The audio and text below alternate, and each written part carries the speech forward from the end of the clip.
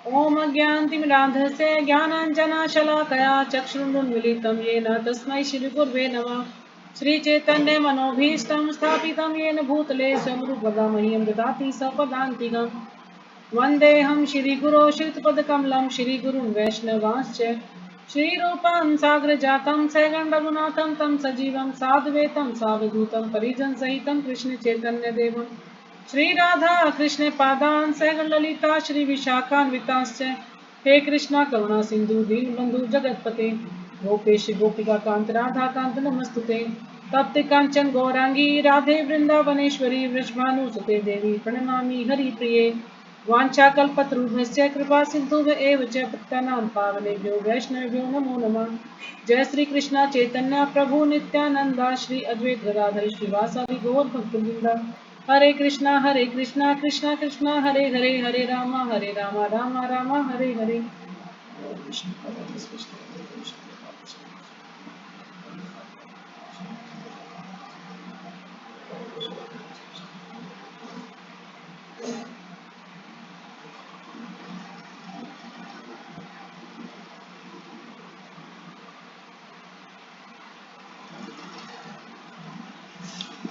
तो आज हम पढ़ेंगे नया चैप्टर भगवत प्राप्ति अध्याय 8। कल हमने 7वां कंप्लीट कर लिया है। तो इस अध्याय में आपको पता लगेगा कि आत्मा के बारे में, है ना, मृत्यु के समय क्या कैसा स्वभाव होना चाहिए और मृत्यु के बाद व्यक्ति कहाँ जाता है। इसमें ज़्यादातर सारी ऐसा ही इस चैप्टर के अंदर हम पढ़ेंगे। तो आज हम पढ़ रहे हैं श्रीमद् भगवद गीता यथारूप और इसके अंदर 18 अध्याय हैं और श्लोक संख्या इसमें 700 श्लोक हैं। और आज हम पढ़ रहे हैं अध्याय 8 भगवत प्राप्ति श्लोक संख्या 1। तो इसमें सबसे पहले अर्जुन जो है बहुत सारे क्वेश्चन पूछते हैं भगवान श्री कृष्ण से, तो वो इस श्लोक में बताया गया है। अर्जुन उवाच किम तद ब्रह्म किम ध्यातमं किम क्रम पुरुषोत्तमं अधिभूतं च किम प्रोक्तम अधिदेवम किम उच्यते। जो भी माता जी श्लोक का पढ़ना चाहे पढ़ सकती हैं।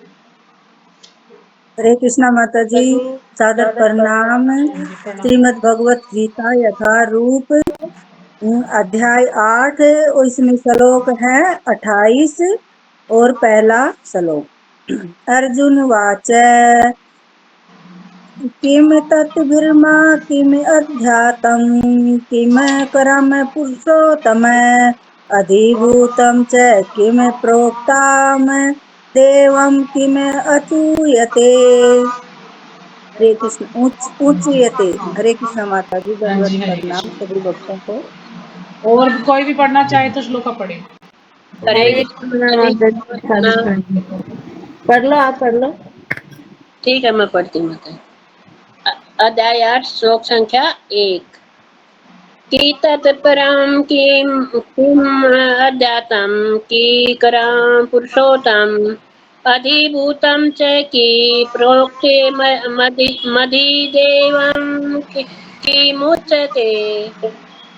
हरे कृष्ण। हाँ जी, हरे कृष्ण। और कोई। हरे कृष्ण माता जी, सादर प्रणाम। भगवत प्राप्ति। अर्जुन वाच किम तद ब्रह्म किम अध्यात्म किम करम पुरुषोत्तम अधिभूतम च किम प्रोक्तम भी देवम किम उच्यते। हरे कृष्ण माता जी। हाँ जी, हरे कृष्ण। और कोई। हरे कृष्णा माता जी, धन्यवाद प्रणाम। हाँ जी, प्रणाम माता जी, पढ़िए। अध्याय 8 श्लोक संख्या 3 है ना माता जी? नहीं, एक है माता जी, एक। अच्छा सुन। किम तद्वह ब्रह्म किम अध्यात्मं किम करम पुरुषोत्तम अधिभूतं च किम प्रोक्तम अधिदैवम किमुच्यते। हरे कृष्णा माता जी, हाँ धन्यवाद जी, हरे प्रणाम। कृष्ण। और कोई। शुरू करें। तो शब्दार्थ। अर्जुन उवाच, अर्जुन ने कहा, किम क्या, तत् यह, ब्रह्म ब्रह्म, किम क्या, अध्यात्म आत्मा, किम क्या, कर्म सकाम कर्म, पुरुष उत्तम, हे परम पुरुष, अधिभूतम भौतिक जगत, च तथा किम क्या प्रोक्तम कहलाता है, अधिदैवम देवतागण किम क्या उच्चते कहलाता है। अनुवाद। अर्जुन ने कहा, हे भगवान, हे पुरुषोत्तम, ब्रह्म क्या है। तो भगवान अर्जुन अर्जुन पूछते हैं भगवान से, और आज उनको भगवान ही बोल रहे हैं वो, कि भगवान कहकर इनसे संबोधित कर रहे हैं कि हे पुरुषोत्तम, ब्रह्म क्या है। अब ब्रह्म के कई अर्थ हैं। ब्रह्म मीन्स ये आत्मा भी होता है, और ब्रह्म मीन्स भगवान के लिए ब्रह्म यूज होता है।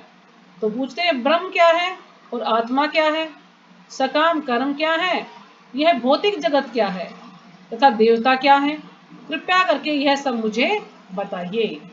तो अर्जुन इतनी सारी बातें भगवान से पूछते हैं कि मुझे इन सब के बारे में बताइए। तो तात्पर्य श्रीपाद जी के द्वारा श्रीपाद की जय। इस अध्याय में भगवान कृष्ण अर्जुन के द्वारा पूछे गए ब्रह्म क्या है आदि प्रश्नों का उत्तर देते हैं। इस अध्याय में अर्जुन ने शुरू में प्रश्न पूछे हैं, तो पूरे अध्याय में भगवान जो है उनके प्रश्नों का उत्तर देंगे। भगवान कर्म, भक्ति तथा योग और शुद्ध भक्ति की भी व्याख्या करते हैं। तो भगवान कर्म, भक्ति तथा योग और शुद्ध भक्ति, इन सभी की जो है भगवान व्याख्या करेंगे। कर्म के बारे में बताएंगे, भक्ति के बारे में बताएंगे, योग के बारे में बताएंगे, और भक्ति शुद्ध भक्ति के बारे में बताएंगे। श्रीमद् भागवतम में कहा गया है कि परम सत्य ब्रह्म, परमात्मा तथा भगवान के नाम से जाना जाता है। तो श्रीमद् भागवत में बताया कि भगवान के 3 रूप हैं। हमने पहले भी कई बार चर्चा की है इसकी, कि पहले ब्रह्म, फिर परमात्मा और फिर भगवान। तो 3 रूपों में भगवान को जाना जाता है। साथ ही जीवात्मा या जीव को ब्रह्म भी कहते हैं। अब जो जीवात्मा है उसको जीवात्मा भी बोलते हैं, उसको आत्मा भी बोलते हैं, उसको ब्रह्म भी बोलते हैं। अर्जुन आत्मा के विषय में भी पूछता है कि जिसे शरीर, आत्मा तथा मन का बोध होता है। वैदिक कोश निरुक्त के अनुसार, वैदिक कोश निरुक्त के अनुसार का मतलब है वैदिक कोश डिक्शनरी में शब्दों के अर्थ देखते हैं ना हम लोग। तो डिक्शनरी के अनुसार आत्मा का अर्थ मन भी है, आत्मा का अर्थ आत्मा भी है, आत्मा का अर्थ शरीर भी है, और आत्मा का अर्थ इंद्रियां भी होता है। तो भगवान से पूछ रहे हैं कि आप हमें बताइए कि इनका सही अर्थ क्या है। तो आत्मा के कई अर्थ, मन को भी आत्मा बोल देते हैं, शरीर को भी, और आत्मा तो आत्मा को बोलते ही हैं, तो इंद्रियों को भी बोल देते हैं। तो अर्जुन ने परमेश्वर को पुरुषोत्तम या परम पुरुष कहकर संबोधित किया, जिसका अर्थ यह होता है कि वह ये सारे प्रश्न अपने एक मित्र से नहीं, अपितु परम पुरुष से उन्हें परम प्रमाण मानकर पूछ रहा था, जो निश्चित उत्तर दे सकते थे। है ना, उनको भगवान समझकर ये प्रश्न पूछ रहा था, अपने मित्र के रूप में नहीं, भगवान के रूप में, कि भगवान जो है यही मुझे इन प्रश्नों का सही उत्तर दे सकते हैं। तो दूसरा श्लोक है, अधियगः कथम को अत्र देहेऽस्मिन् मधुसूदन, प्रियाण काले च कथम ज्ञेयो असि नियतात्मभि। हाँ जी, कोई भी श्लोक पढ़ना चाहे तो पढ़े। तो लाइट जला दो।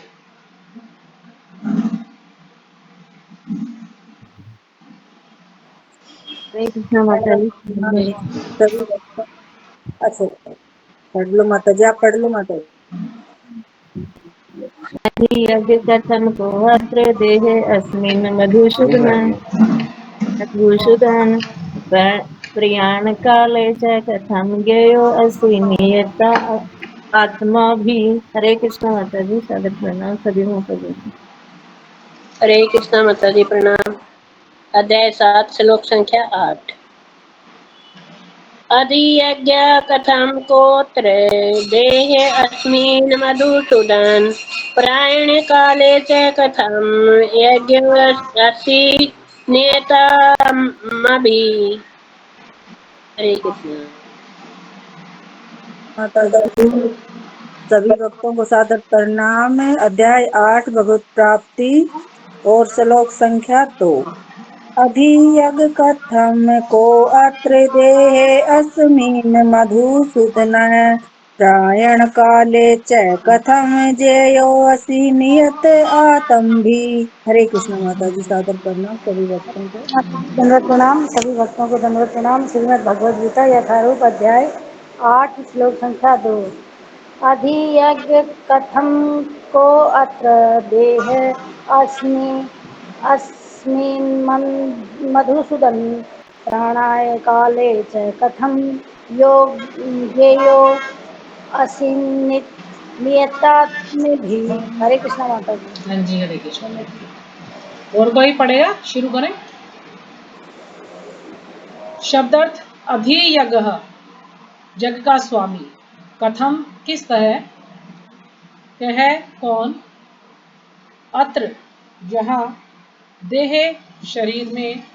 अस्मिन, इस। मधुसूदन, हे मधुसूदन।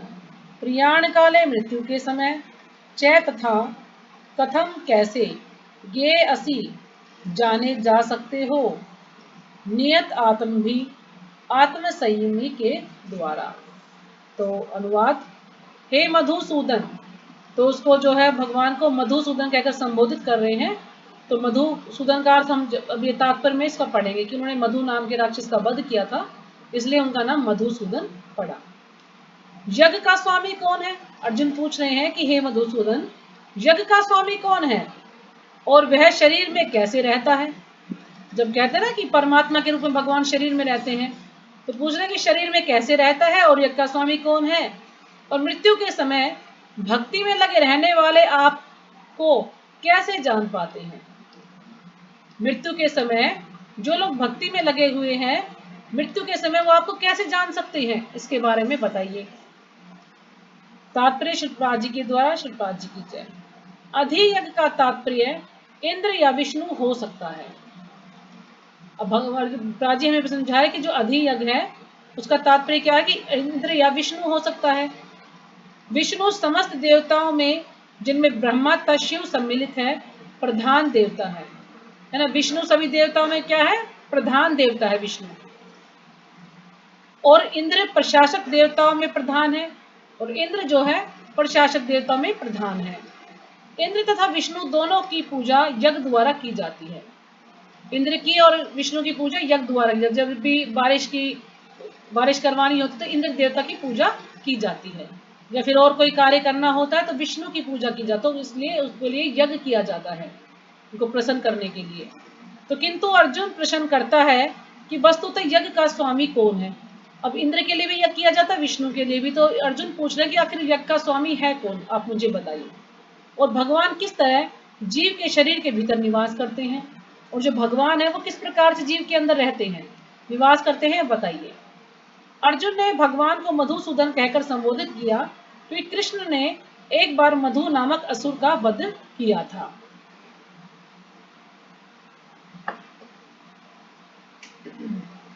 वस्तुतः ये सारे प्रश्न जो शंका के रूप में हैं, अर्जुन के मन में नहीं उठने चाहिए थे, क्योंकि अर्जुन एक कृष्ण भावनाभावित भक्त था। अब जितने भी प्रश्न अर्जुन ने पूछे हैं, तो अर्जुन के मन में, यहाँ प्रभा जी हमें समझा रहे हैं कि अर्जुन के मन में प्रश्न नहीं उठने चाहिए थे। क्यों? क्योंकि अर्जुन तो कृष्ण भावनाभावित था। अतः ये सारी शंकाएं असुरों के सदृश हैं। मतलब जो भी अर्जुन की शंकाएं थी, पूछ रहे भी यज्ञों के स्वामी कौन है, ब्रह्म क्या है, आत्मा क्या है, तो ये सब शंकाएं असुरों के सदृश्य हैं। सदृश्य मतलब असुरों के समान है। जैसे असुर होते हैं, ये शंकाएं भी असुरों के समान है। क्योंकि कृष्ण असुरों के मारने में सिद्धहस्त थे। अब कृष्ण जो है अर्जुन असुरों को मारने में सिद्धहस्त थे, उन्होंने सिद्धि प्राप्त की थी असुरों को मारने के लिए। अतः अर्जुन उन्हें मधुसूदन कहकर संबोधित करता है, जिससे कृष्ण उसके मन में उठने वाली समस्त आसुरी शंकाओं को नष्ट कर दे। तो अर्जुन उनको मधुसूदन इसलिए बोल रहा है कि उन्होंने मधु नामक असुर का वध किया था, और वो असुरों का वध करने में सिद्धहस्त थे, यानी वो बिल्कुल सिद्ध थे।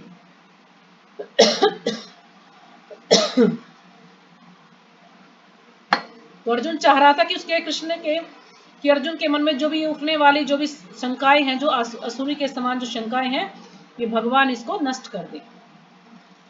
इस श्लोक का प्रियाण काले शब्द भी अत्यंत महत्वपूर्ण है, क्योंकि अपने जीवन में हम जो भी करते हैं उसकी परीक्षा मृत्यु के समय होती है। अब प्रियाण काले का अर्थ क्या है? मृत्यु के समय, यानी जो भी हम कुछ करते हैं अपने जीवन में उसकी परीक्षा मृत्यु के समय होती है। पता लगता है कि हमने मृत्यु की कितनी तैयारी की है।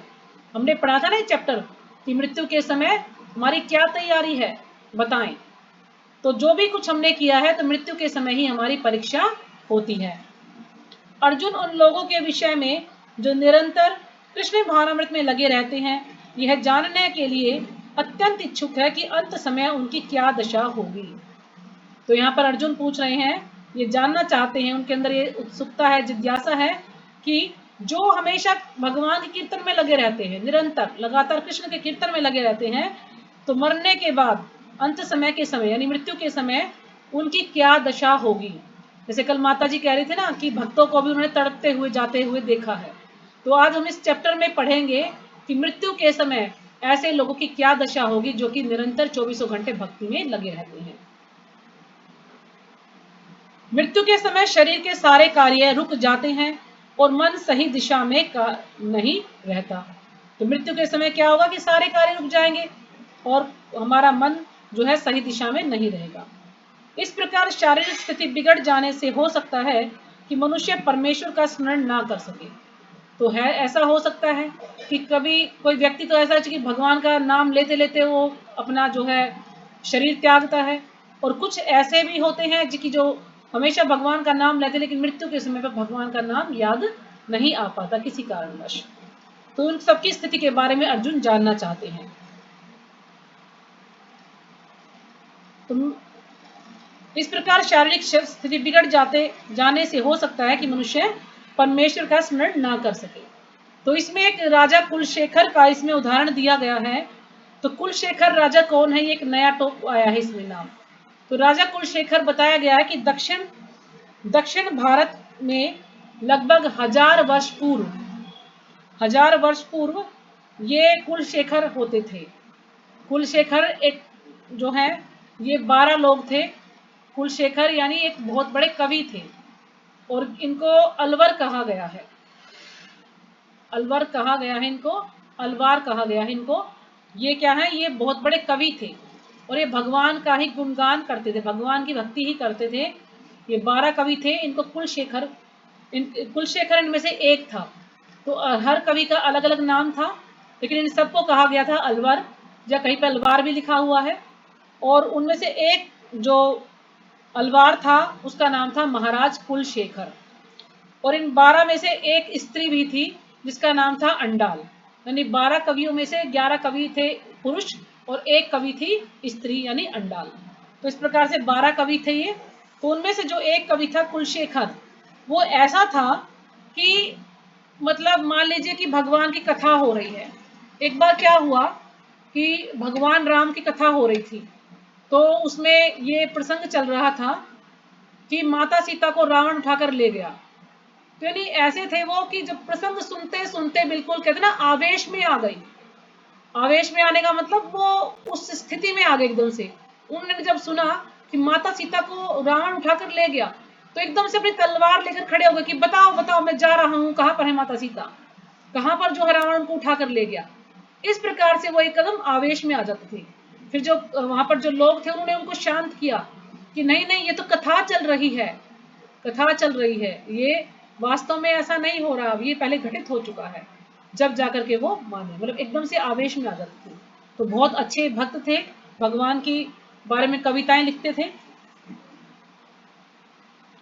तो वो भगवान से प्रार्थना करते हैं। कुलशेखर प्रार्थना करते हैं, हे भगवान इस समय मैं पूर्ण स्वस्थ हूँ, अच्छा हो कि मेरी मृत्यु इसी समय हो जाए, जिससे मेरा मन रूपी हंस आपके चरण कमलों रूपी नाल के भीतर प्रविष्ट हो सके। यानी भगवान से क्या प्रार्थना कर रहे हैं कि अभी तो मैं स्वस्थ हूँ, मेरा मन भी मेरे वश में है, मैं सारे कार्य अच्छे से कर सकता हूँ, तो मैं चाहता हूँ कि अभी क्यों ना मेरी मृत्यु हो जाए। अब क्या पता मृत्यु के समय मैं आपका नाम ले पाऊं या ना ले पाऊं, मेरी परिस्थिति कैसी हो, अभी तो मैं पूर्ण स्वस्थ हूँ, अच्छे से नाम ले पा रहा हूँ, तो मैं चाहता हूँ कि अभी मेरी मृत्यु हो जाए ताकि मैं आपका नाम लेते लेते जाऊं।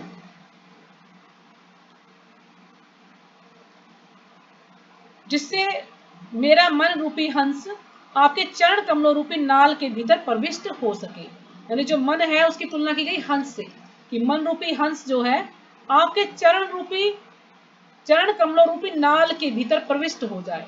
जैसे कमल का फूल होता है ना, उसकी नाल होती है, डंडी सी होती है, तो उसके भीतर जो है मैं प्रविष्ट हो जाऊं या उसके भीतर मैं चला जाऊं, समा जाऊं। तो यह रूपक इसलिए प्रयुक्त किया गया है क्योंकि हंस जो एक जल पक्षी है, हंस क्या है, एक जल पक्षी है, और यह वह कमल के पुष्पों को कुतरने में आनंद का अनुभव करता है। तो जो कमल के फूल निकलते हैं उनको कुतरने में उसे आनंद आता है हंस को, और इस तरह वह कमल पुष्प के भीतर प्रवेश करना चाहता है। तो वो जो हंस है वो फूलों को कुतरता है, वो सोचता है कि इसको मैं कुतर कुतर के धीरे धीरे इसके अंदर चला जाऊंगा, इसके अंदर समा जाऊंगा।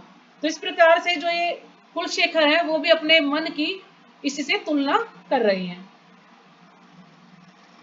वह कमल के पुष्पों को कुतरने में आनंद का अनुभव करता है, इस तरह वह कमल पुष्प के भीतर प्रवेश करना चाहता है। महाराज कुलशेखर भगवान से कहते हैं कि इस समय मेरा मन स्वस्थ है और मैं पूरी तरह भी स्वस्थ हूँ।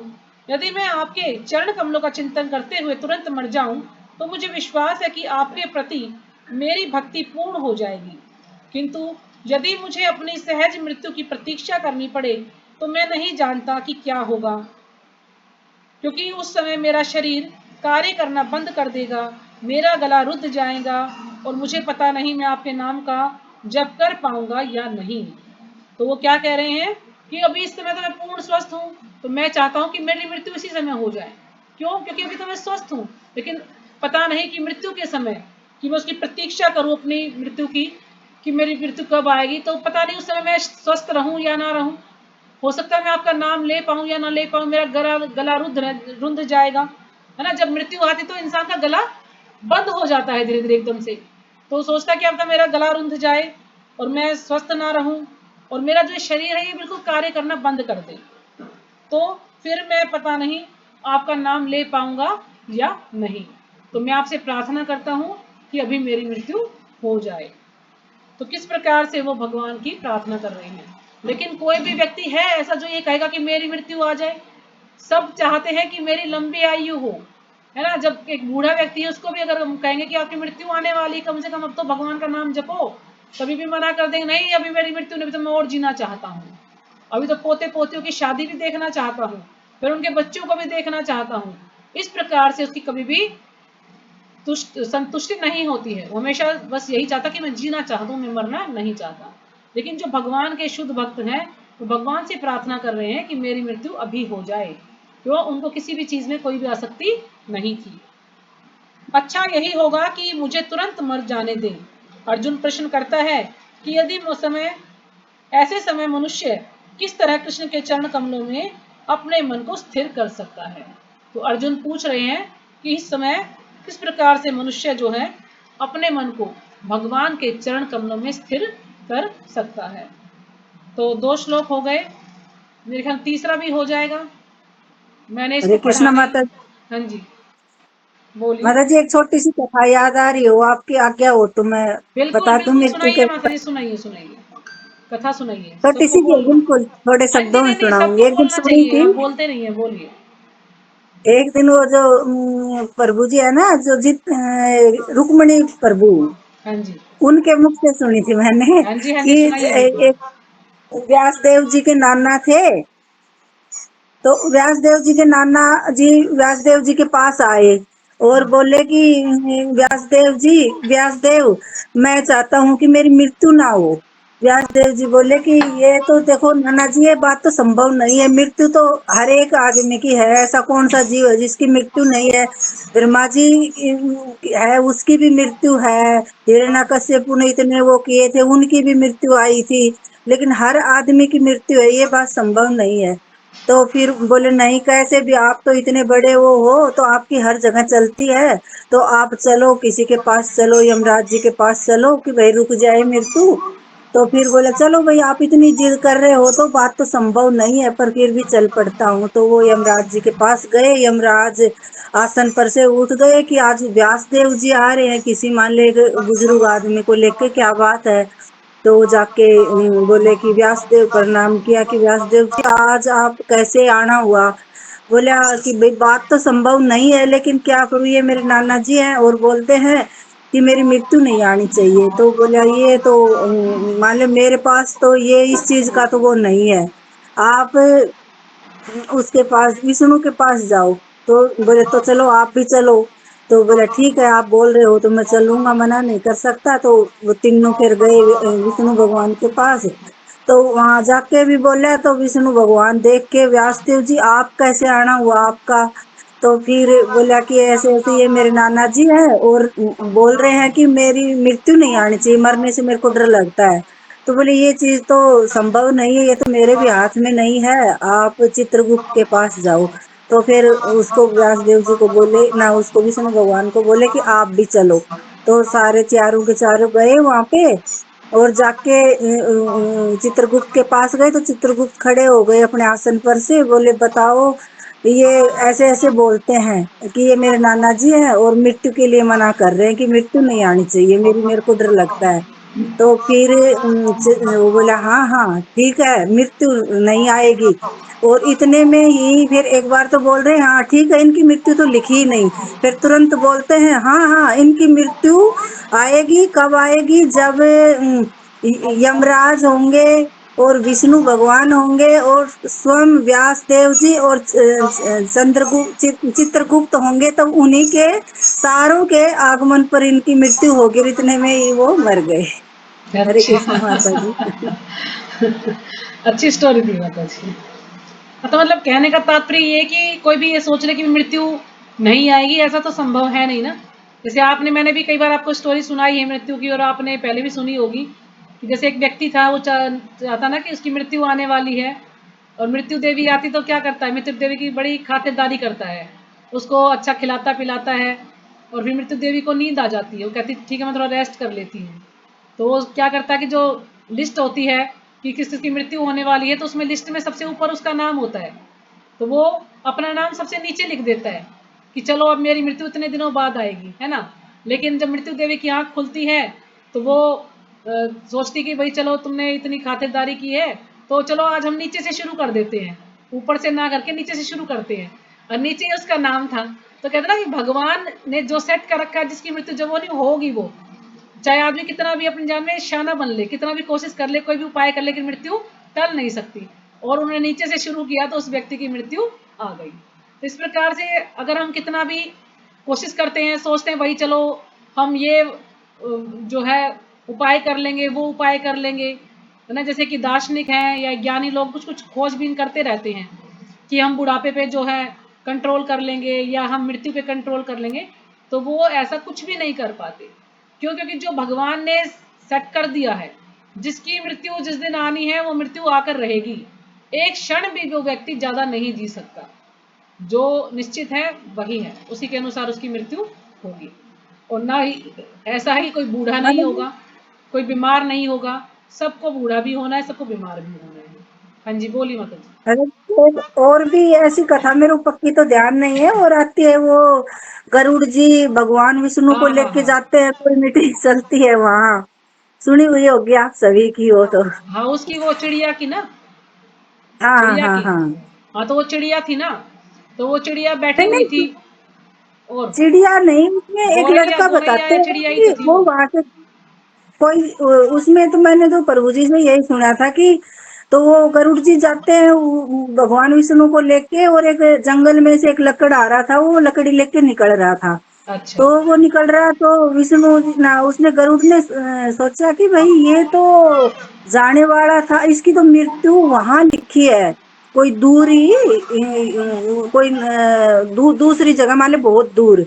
तो ये कैसे संभव हुआ कि भाई मृत्यु रुक जाए, इसकी मृत्यु तो वहां लिखी है और ये आज यहाँ जंगल में है, मान ली तो संभव भी नहीं कि भाई ये वहां पहुंच सके।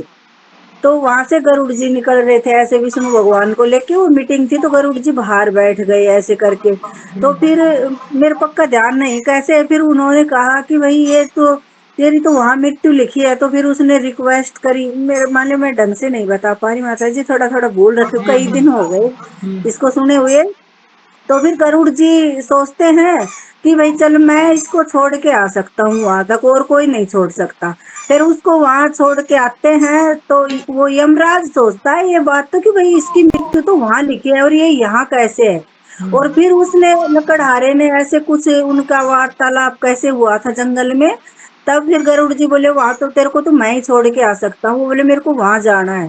तब गरुड़ जी वहां उसको छोड़ के आए। तब यमराज ने सोचा कि देखो मृत्यु किसी की नहीं टल सकती, ये एक माने कल तो यहाँ था और आज ये असंभव बात थी कि भाई वहां पूछना कोई संभव नहीं था। एक गरुड़ जी ऐसे थे कि जो पहुंचा सकते थे उसको, और वहां कहाँ उसको गरुड़ जी टकराए और उस लड़के को फिर वहां पहुंचा के आए ऐसे।